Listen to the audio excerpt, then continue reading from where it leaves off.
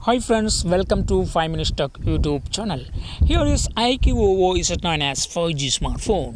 In this video, you will learn how to set smart motion rise to wake in your phone iQOO Z9s 5G.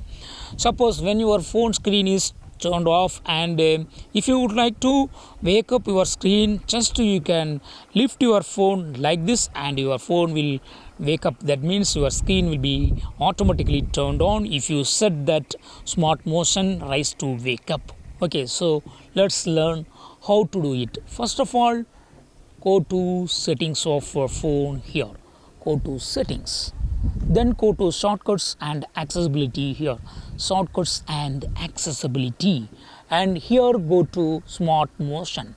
Just click on that, and here you will find smart screen on off. Just click on it, and here you will find one option called rise to wake. Just to turn on it. Okay, this is the required settings for setting up or waking up your phone when your phone screen is turned off. Okay, see here, picking up the phone when the screen is off will turn it on automatically.